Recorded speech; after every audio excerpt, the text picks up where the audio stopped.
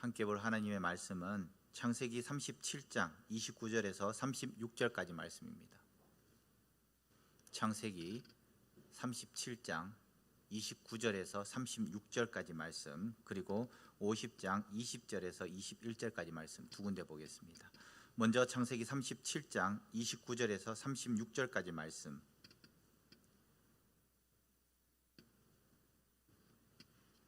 한 절씩 교독하겠습니다. 루벤이 돌아와 구덩이에 이르러 본즉 거기 요셉이 없는지라 옷을 찢고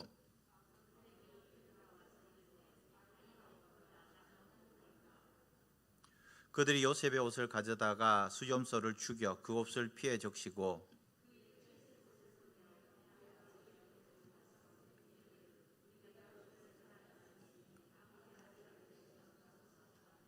아버지가 그것을 알아보고 이르되 내 아들의 옷이라 악한 짐승이 그를 잡아 먹었도다. 요셉이 분명히 찢겼도다 하고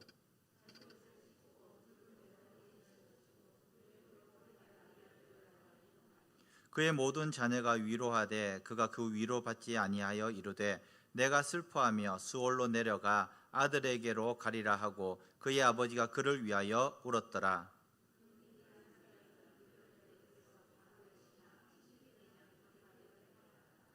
아멘. 창세기 50장 20절 21절 말씀 우리 한 목소리로 같이 읽겠습니다. 시작. 당신들은 나를 해하려 하였으나 하나님은 그것을 선으로 바꾸사 오늘과 같이 많은 백성의 생명을 구원하게 하시려 하셨나니 당신들은 두려워하지 마소서. 내가 당신들과 당신들의 자녀를 기르리이다 하고 그들을 간곡한 말로 위로하였더라. 아멘. 오늘 이곳에 오신 우리 사랑하는 성도님들 축복합니다. 오늘 이곳에서 하나님의 역사가 이루어질 줄 믿습니다. 응답이 이루어질 줄 믿습니다. 비누 공장을 운영하는 한 사람이 있었습니다. 그는 신앙이 깊었습니다. 이 회사가 어려울 때도 11조를 내고 또 감사원금도 내고 아주 신앙생활도 바르게 했습니다. 어느 날이었습니다. 직원 중에 한 사람이 실수로 잘못하여서 이 멈춰야 될 이 공장을 멈추지 못했습니다. 그래서 한참 후에 기계를 멈췄는데 이 비누가 엉망이 되었습니다. 물에 넣으니까 물에 뜨고 한참 이것을 생각하였던 이 사장이 한 가지 생각에 문득 떠올랐습니다. 목욕탕에서 이것을 사용하면 좋겠다. 그래서 실수로 만들어진 이 비누를 그냥 시판하기로 했습니다. 그런데 이 비누는 선풍적인 인기를 얻었고 그는 부자가 되었다는 것입니다. 너무나 잘 아는 아이보리 비누의 탄생을 이야기를 하고 있습니다. 때로는 실수가, 때로는 실패가 오히려 성공을 낳을 수도 있다라는 것입니다. 이것이 바로 전화위복이라고 말할 수 있습니다. 실수가 오히려 복을 가져다 준 예입니다. 화가 변하여서 복이 되었다라는 것이죠. 교통사고가 났습니다. 이제 병원에 가서 CT도 찍고 MRI도 찍고 다 했습니다. 그런데 보이지 않았던 작은 암덩어리가 보였던 거예요. 오히려 이 교통사고는 이 사람에게 있어서는 복이 되었다라는 것입니다. 모르고 있어서 1년이 지나고 2년이 지났으면 큰 암으로 번질 수 있는 것인데 교통사고를 통하여서 오히려 그는 그 암덩어리를 발견할 수 있었기 때문입니다. 오늘 성경 본문에도 이런 삶을 살았던 한 사람이 나옵니다. 바로 요셉이라는 사람이죠. 요셉의 인생사를 보면 참 불쌍하다고 생각되어질 정도로 굽이굽이져 있습니다. 요셉이 어릴 때에 엄마는 그의 동생을 낳다가 죽었습니다. 엄마가 없는 아들입니다. 큰어머니를 비롯하여서 또 작은어머니도 있습니다. 3명이나. 배다른 형이 10명이나 있습니다. 잘해줬겠습니까? 또 눈치 없는 아버지는 이 아이를 편애를 합니다. 내가 사랑했던 이 라헬의 아들이다. 그래서 편애를 하면서 색동옷을 지어 입힙니다. 레아와 실바와 빌하, 그 아이들은 보이지 않는 상처를 받았을 것입니다. 나에 대한 편애뿐만 아니라 엄마에 대한 편애였기 때문에 그렇습니다. 이 색동옷을 입혔던 이 아버지는 오히려 형들을 자극을 했습니다.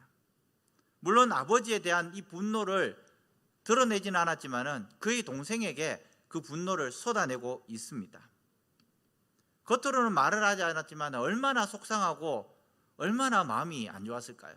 특별히 그의 장자 루벤은 기분이 그렇게 좋지는 않았을 것입니다. 내가 장자임에도 불구하고 오히려 11번째 아들에게 저렇게 더 잘해주는 것을, 10번째 아들에게 저렇게 잘해주는 것을 볼 때에 그렇다라는 것입니다. 그래서 이 요셉을 팔아버리기로 작정을 했습니다. 17살의 나이에 형들의 시기와 미움으로 인해서 뜻하지 않게 갑자기 노예로 팔려가 버렸습니다. 자기 동족에게 팔려간 것이 아니라 미디안 상인들에게 팔려갔고 또 애굽에게 팔려갔습니다. 그리고 애굽에서 보디발 장군의 집에 노예로 팔려갔습니다. 대화는 됐을까요? 이 이스라엘의 대화, 말하는 것과 언어와 이 애굽의 언어가 같았을까요? 달랐을 것입니다. 얼마나 눈칫밥을 먹었겠습니까? 그런데 선천적으로 아마 이 요셉은 성실했을 것입니다. 또 정직했을 것입니다. 맡은 일을 맡겨주면 뭐든지 성실하고 정직하게 잘 해결했을 것입니다. 특별히 39장 2절에 보면은 이 요셉이 어떤 사람이었는가?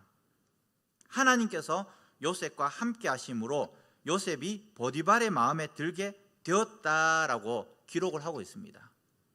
그가 선천적으로 성실하고 정직했지만은 그보다도 더 앞서서 하나님께서 요셉과 함께 했다라는 것입니다. 그래서 믿을 만한 가정 총무가 되었습니다.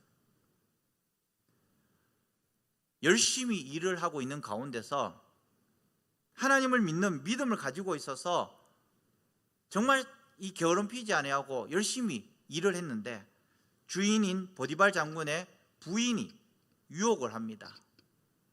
그런데 이 요셉은 내가 하나님 앞에서 어떻게 죄를 지을 수 있습니까? 라고 이야기를 하면서 그 죄의 자리에서 떠납니다.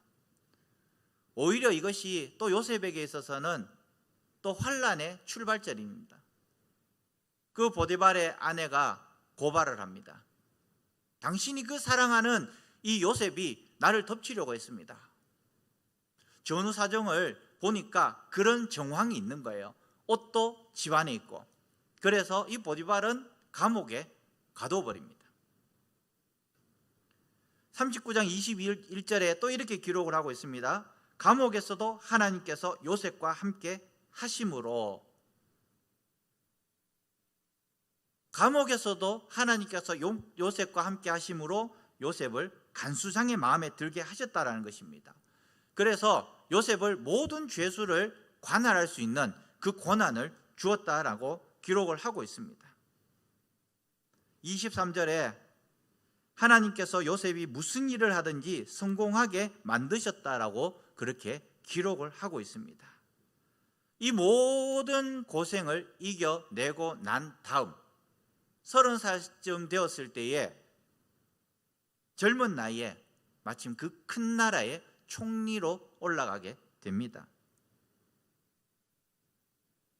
결국에는 이 요셉의 꿈이 애굽에서 이루어지고 있는 것입니다. 꿈이 성취되었던 것입니다. 이후에 시간이 지났습니다. 이 요셉이 54살이 되었을 때에 아버지가 죽었습니다. 그의 아버지가 이 애굽으로 내려온 지 17년째 되었을 때에 아버지가 죽었습니다. 이제 이 요셉을 팔았던 그의 형들은 벌벌벌벌 떱니다. 왜요? 중재자를 했던 이 아버지가 돌아가셨기 때문에 이제 분명히 이 요셉은 우리를 괴롭히거나 죽일 것이다.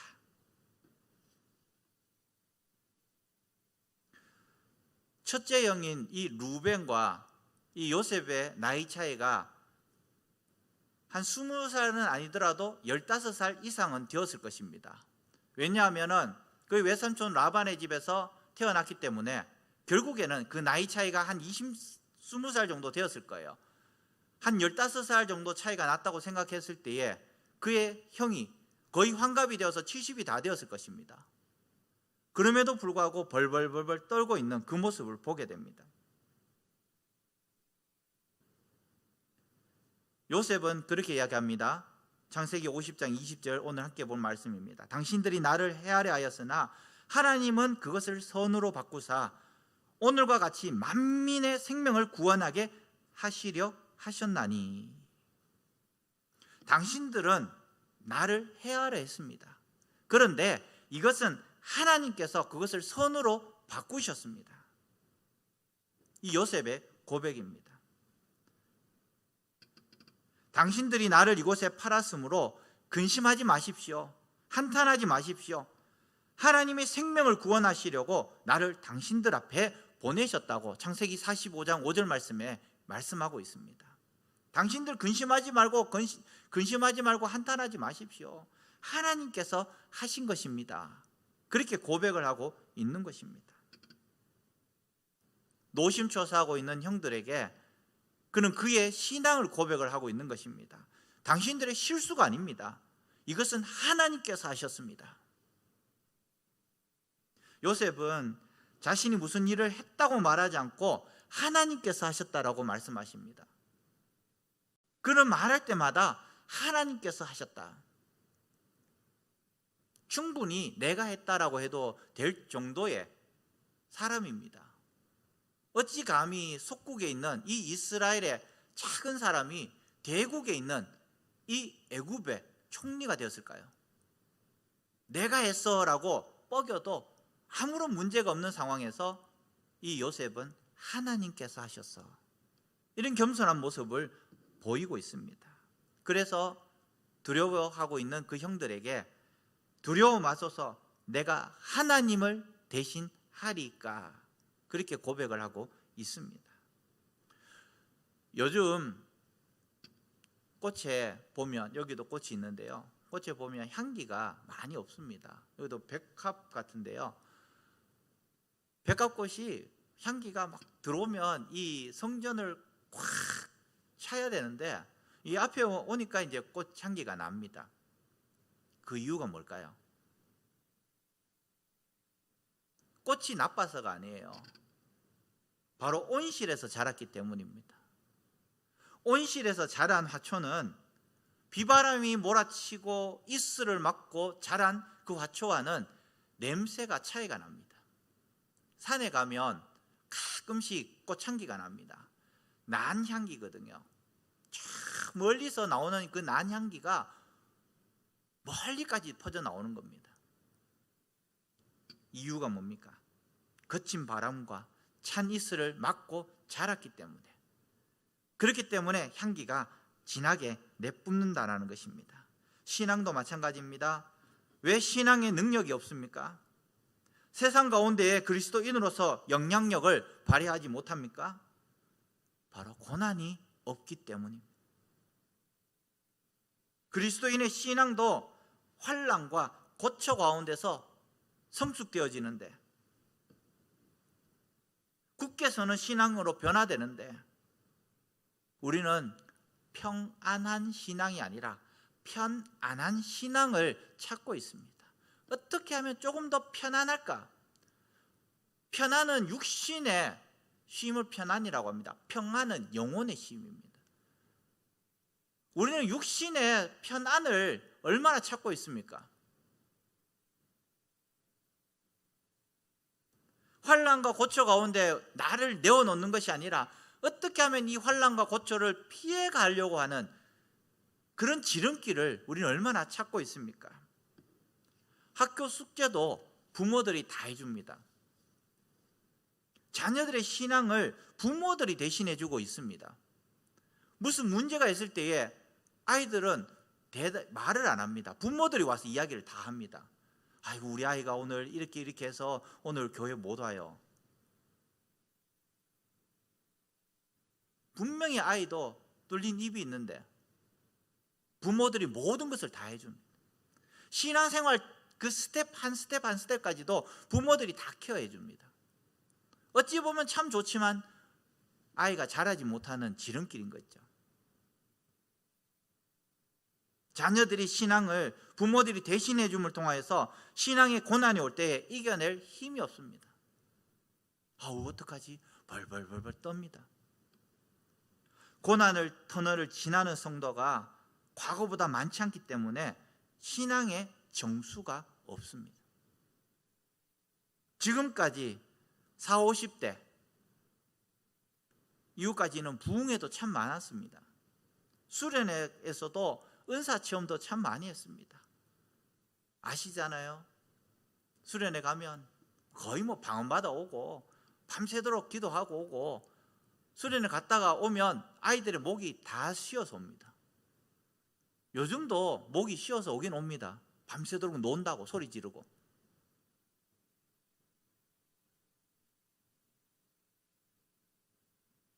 그런데 지금 세대의 신앙을 보시기 바랍니다. 거의 대부분, 거의 99.9%, 거의 대부분 교회 와서 1시간 예배 드리는 것으로 신앙생활 땡 종칩니다. 끝납니다. 주일에 교회 빠지는 것도 별 죄의식이 없습니다. 열정이 식어진 지가 오래되었습니다. 열정이 식어진 시대의 신앙인들이 다음 세대를 이끌기 때문에 무슨 능력을 나타낼 수 있겠습니까? 교사들도 마찬가지입니다. 열정이 있는 교사들의 그 학생들은 열정 있게 합니다. 그런데 그렇지 않는 교사들의 아이들은 또 그렇지 않다는 겁니다. 지금 특별 새벽 기도회를 하고 있습니다. 다들 앞으로 보셔서 잘 모르시겠지만 40대 이하는 거의 없습니다. 50대는 간간히 있고요. 금요 예배 때 젊은이들이 얼마나 많이 나옵니까? 수요 예배 때는 40대가 찾아볼 수 없습니다. 우리 교회뿐만 아니라 다른 교회들도 마찬가지입니다. 우리 안에서도 열정이나 성령의 능력이나 하나님께서 주시는 힘이 없는데 세상 안에서 무슨 선한 영향력을 끼칠 수 있겠습니까? 열정이 넘쳐나고 은혜가 넘쳐나야지 에스겔 47장의 말씀처럼 성경 문지방 밑에서 나오는 솟아나는 그 은혜의 물결처럼 흘러서 발목과 무릎과 허리와 그 온몸을 잠그는 그런 은혜가 흘러나와야지 세상을 변화시키는데, 그래서 물이 가는 곳마다 거기에 생명이 되살아나고 물이 닿는 곳마다 나무가 잘 자라고 물고기가 많아지고 좌우에는 각종 과일들이 많이 맺힌다고 했는데, 그런데 그런 열정, 은혜가 넘쳐나지 않으니까 세상을 변화시키지 못한다는 것입니다. 오늘 본문에 나와 있는 이 요셉을 통해서 우리들이 깨닫고 알아야 할 것은, 과연 요셉은 어떠한 신앙을 가졌기 때문에 요셉의 꿈이 이루어지고 자신의 굴곡진 인생을 전화위복의 인생으로 살았을까 함께 살펴보기를 원합니다. 요셉은 어떻게 하나님의 뜻을 이루고 성공한 사람이 되었을까요? 야곱은 누구지? 이렇게 하면 곤란합니다. 야곱은 요셉의 아버지입니다. 이스라엘에서 17년 전에 애굽으로 왔습니다. 그래서 17년 동안 사시다가 돌아가셨습니다. 요셉의 형들은 자신들이 요셉에게 행한 것을 생각하면서 두려워했습니다. 그래서 거짓말을 합니다. 아버지 야곱이 형들의 죄를 용서하라고 유언했다, 그렇게 거짓말을 합니다.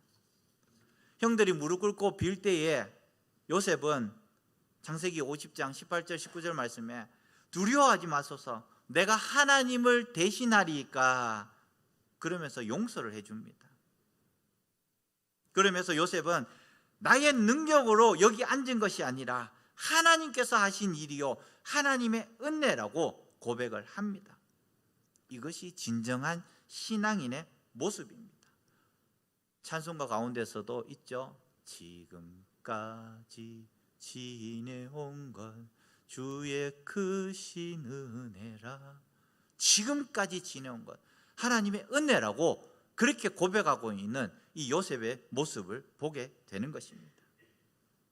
고린도전서 15장 10절 말씀에 바울은 이렇게 고백합니다. 나의 나된 것은 하나님의 은혜로 된 것이니 내게 주신 그의 은혜가 헛되지 아니하여 내가 모든 사도보다 더 많이 수고하였으나 내가 아니요 오직 나와 함께 하신 하나님의 은혜로다. 이 바울의 고백인 것입니다.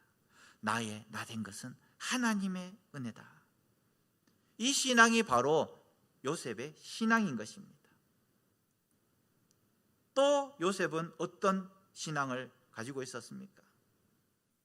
50장 20절 말씀에 요셉은 하나님께서 자신의 절대 주권자가 되심을 고백을 하고 있습니다. 그런 확신 가운데 살아갔다는 것입니다. 내 확신이 아니라 하나님께서 나를 이끌어서 여기까지 인도하셨다라는 그런 확신 가운데 살아갔다는 것입니다. 요셉뿐만 아니라 저와 여러분의 인생도 굴곡진 인생을 살아가는 분들이 많이 있습니다. 내 마음대로 하는 것 같고 내가 이끌어가는 것 같지만은 결국에는 하나님께서 여기까지 이끄셨다라는 고백을 우리는 할 수밖에 없다라는 것입니다. 시편에서는 요셉을 보내신 분은 하나님심을 말씀하고 있는데 시편 105편 17절에 주께서 먼저 한 사람을 보내셨다. 어디로? 애굽으로. 그가 종으로 팔렸던 요셉이었다. 그렇게 말씀을 하고 있습니다. 먼저 주께서 요셉을 애굽으로 보냈다는 겁니다. 형들이 팔았던 것이 아니라 하나님의 섭리 가운데서 이것이 있었다라는 것입니다. 스데반도 여기에 대해서 이야기를 하고 있습니다. 사도행전 7장 9절에서 10절 말씀해 보면은 스데반도 하나님께서 요셉을 때마다 구해 주셨다고 말씀하십니다. 요셉에게 지혜를 주셔서 총리로 만드신 분이 하나님이셨다고 그렇게 고백을 하고 있습니다. 요셉은 이렇게 고백합니다. 당신이 나를 해하려 하는 행동이지만은 그것은 하나님께서 오히려 선으로 바꾸셨다. 그렇게 말씀을 하고 있습니다. 요셉은 끊임없이 고난과 역경을 당했습니다. 외국에서 얼마나 외로웠겠습니까? 누구 하나 나에게 잘해주는 사람이 없었을 것입니다. 대화도 말도 통하지 않았을 것입니다. 그런 고난과 역경을 당하였음에도 불구하고 이 요셉은 사람들을 원망하거나 불평하거나 이렇게 했다는 이야기를 들어본 적이 없습니다. 성경엔 그런 기록이 없습니다. 마치 그의 인생을 저주할 만한 상황에 있는 이 욥과 같이 그런 상황이 있었지만은 욥도 하나님을 저주하지 않았고 마찬가지로 하나님의 주권 안에 있다라고 욥은 고백하였던 것처럼 이 요셉도 그런 고백을 하고 있는 것입니다. 내가 당한 환난, 고난, 고통 이해할 수가 없습니다. 느닷없이 다가오는 고통입니다. 같이 자고 일어났는데 내 아이가, 내 남편이, 내 부인이, 아버지, 어머니가 눈을 못 뜨는 이런 고통들도 간혹 있습니다. 분명히 전화 와서 나 지금 퇴근해라고 이야기했는데 병원에서 전화 오는 그 시간들도 있다라는 것입니다. 그런데 그런 고통일지라도 하나님께 모든 것을 맡기면 하나님의 위대한 섭리가 나의 삶 속에서 나타날 줄 믿습니다. 하나님께서는 모든 것을 합력하여서 선으로 바꾸시는 분이심을 믿을 수 있기를 바랍니다. 나에게 일어나는 모든 일 하나님 앞에 맡길 수 있기를 바랍니다. 악과 그 해가 선으로 바뀌는 전화위복의 기적이 거기서 일어나는 것입니다. 영국의 런던에 있는 이 사람들이 좋아하는 고기가 있습니다. 청어라는 고기입니다. 그런데 이 청어는 북해나 이 베링해에서 아주 위도가 높은 곳에서 잡혀서 런던으로 가지고 오는데, 가지고 오는 이 시간에 이 청어가 성격이 좀 급해가지고 다 죽어버립니다. 냉동된 청어보다 살아있는 청어가 2배 이상의 가격을 받지만은, 그러나 살릴 수 있는 방법이 없었기 때문에 대부분 냉동으로 옵니다. 그런데 한 사람은 런던에 도착할 때까지 그가 잡았던 청어를 싱싱하게 살아있는 청어로 가지고 온다는 것입니다. 다른 어부들이 그 비밀을 알고 싶어서 계속해서 설득을 하지만은 비밀이라고 가르쳐주지 않습니다. 수년이 흘러서 그 어부가 그 비밀을 털어놓습니다. 천적을 이용해서 가지고 온다. 이 청어의 천적은 물메기라는 이 바다메기가 천적입니다. 우리나라의 아귀와 비슷한 이것인데요, 이 수백 마리를 가지고 올 때에 그 물메기를 몇 마리 집어넣는다는 것입니다. 이 물메기가 며칠 동안 먹어봤자 이 청어를 몇 마리 먹겠습니까? 몇 마리를 죽이고 많은 수의 청어를 살려서 올 수 있는 것, 바로 물메기 때문이었다는 것입니다. 이 청어가 긴장하면서 필사적으로 살기 위해서 도망할 때에 그것이 청어의 생명을 연장하는 것이었습니다.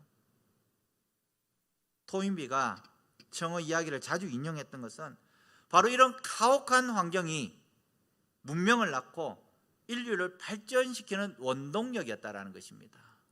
우리 신앙도 마찬가지입니다. 평안할 때는 신앙의 성장이 이루어질 수 없습니다. 지식은 계속해서 쌓을 수 있지만은 신앙은 지식이 아닙니다. 신앙은 몸으로 부대끼고 몸으로 터득하는 것이 신앙입니다. 그런데 성경을 많이 안다고 그 사람이 믿음이 좋은 것 같죠? 아닙니다. 고난이 오고 환난이 올 때에 본전이 다 드러납니다. 머리로 배웠던 신앙은 본전이 드러나게 되어 있습니다. 주 안에서 살다 보면 고난을 만나는 것 같지만은, 그러나 우리는 이 고난이 어떠냐? 찬송가 373장 2절 말씀에 2절에 이렇게 있습니다. 이 풍랑 인하여서 더 빨리 나간다고 그렇게 기록되어 있습니다. 찬송가 373장 2절입니다. 큰 물결 일어나 나 쉬지 못하나 이 풍랑으로 인하여서 더 빨리 갑니다. 지금은 우리에게 신앙의 도전이 거의 없습니다. 이슬람처럼 총칼을 가지고 와서 너 예수 믿을래? 아니면 죽을래? 뭐 이렇게 할 때에 우리의 신앙은 어느 정도 테스트 해볼 수가 있습니다. 그런데 요즘은 많이 그렇게 죽이지도 않는답니다. 이 주민등록 같은 여기에 종교란이 있답니다. 종교란에 이슬람 하면은 오케이. 그러나 기독교, 그리스도교 딱 적으면 그때부터 공무원이 되지 못합니다. 그리고 어마어마한 세금을 냅니다. 집도 짓지 못합니다. 지금 있는 집을 30년, 40년 있으면 그 집이 그대로 있을까요? 없을까요? 무너집니다. 극빈자로 전락을 해버린다는 것입니다. 우리나라에서도 만약에 그렇게 하면 우리 몇 명 정도가 그리스도인이라고 적을까요? 공무원 시험을 못 치는데, 공무원이 못 되는데.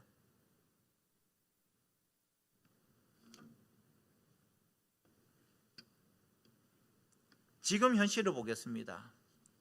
코로나19로 인해서 예배를 자유롭게 드리지 못합니다. 이때다 싶어서 주일 예배 빼먹습니다. 쉬는 성도 많이 있습니다. 코로나 때문에 못 나온다고 전화를 하면 코로나 때문에 영상으로 예배 드립니다 라고 이야기를 합니다. 예 라고 이야기합니다. 저도. 그런데 카톡 대문 사진 보면 어디 다가 놉니다.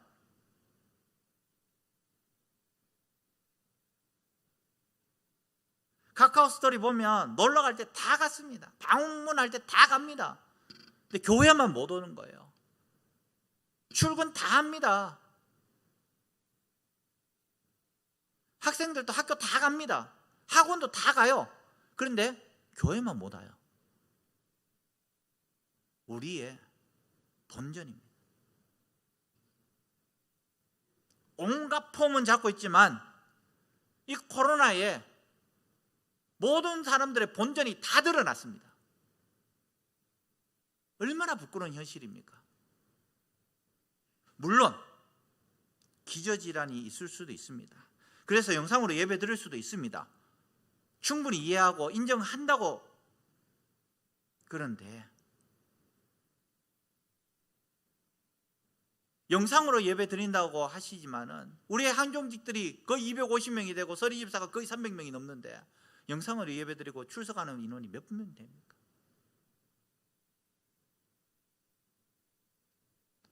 오히려 이 자리에 나오지 못하지만 영상으로 예배 드릴 수 있는 여건이 있음에도 불구하고 예배를 안 드린다라는 거예요. 예전에는 영상이 송출이 되지 않았기 때문에 예배를 못 드린다, 지금 퇴근 시간에 막혀서 못 온다라고 하지만 지금은 충분히 같이 예배 드릴 수 있는 이 상황이 됨에도 불구하고 안 드린다라는 것입니다. 이 풍랑이 올 때 우리는 다 떠내려 가버린다는 겁니다.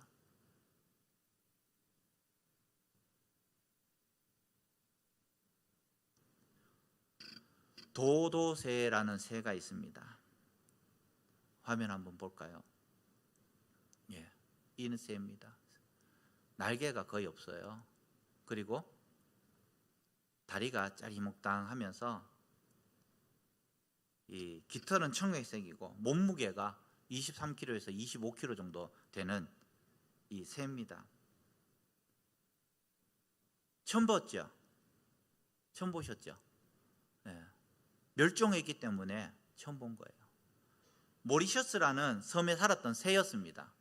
1600년대까지. 천국 같은 섬입니다. 나무 열매가 떨어지면 이 새는 가서 그 열매를 주워 먹습니다. 날 필요도 없습니다. 천국 같기 때문에. 그래서 날개가 태화했습니다. 1505년경에 포르투갈인들이 섬에 상륙을 했습니다. 5월 동안 이 항해를 해서 단백질이 부족한데 가보니까 새들이 너무 많은 거예요. 새를 다 잡아먹었습니다. 이후에 네덜란드에서 이 섬을 거의 유배지로 만들었습니다. 그래서 사람들이 여기로 다 몰려옵니다. 사람들뿐만 아니라 동물들도 같이 옵니다. 이 새는 나무에 새집을 짓지 않고 바닥에, 땅바닥에 새집을 지었습니다. 알을 놓으니까 그 알도 다 잡아먹습니다. 결국에는 1505년경에 이 포르투갈인들이 이 모리셔스 섬에 올라왔을 때에 이후 한 100년 만에 이 새가 멸종되었다라는 것입니다. 주어진 환경 가운데서 게으르면서 편안하게 살려고만 하는 노력이나 자기 개발을 하지 않았기 때문에 결국에는 모든 것을 잃어버렸습니다. 이것이 바로 도도새의 법칙입니다. 고난은 인생을 흔들고 우리를 넘어지게 하는 것 같지만 사실은 그 고난이 우리를 살게 하고 강하게 하고 성장하게 하는 계기가 된다는 것을 우리는 알아야 합니다. 믿음의 길에서도 항상 고난과 문제와 어려움이 있는 것이 현실입니다.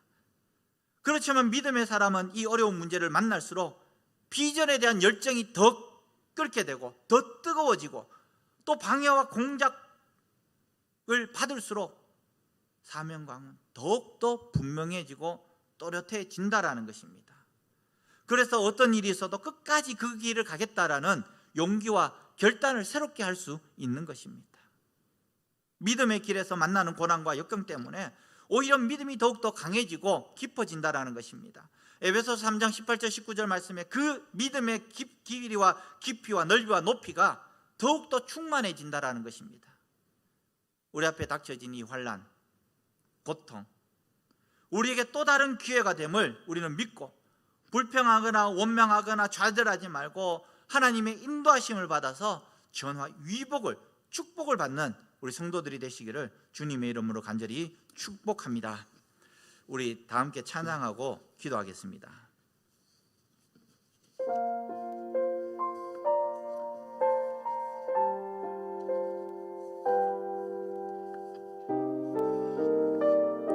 아무것도 두려워 말라.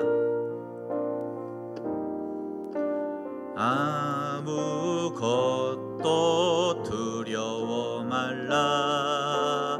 주 나의 하나님이 지켜주시네. 놀라지 말라. 겁내지 마라. 주님 나를 지켜주시네. 아무것도 두려워 말라. 아무것도 두려워 말라. 주 나의 하나님이 지켜주시네. 놀라지 마라. 겁내지 마라. 주님 나를 지켜주시네. 내 맘이 힘에 겨워 지칠지라도 주님 나를 지켜주시네.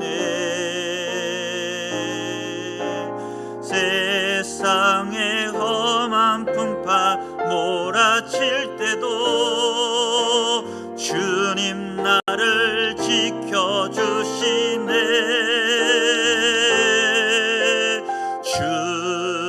주님은 나의 산소, 주님은 나의 요새, 주님은 나의 소망, 나의 힘이 되신 여호와. 주님은 나의 산소, 주님은 나의 산소, 주님은 나의 요새, 주님은 나의 소망, 나의 힘이 되신 여호와. 우리 시간 다 함께 기도하겠습니다. 우리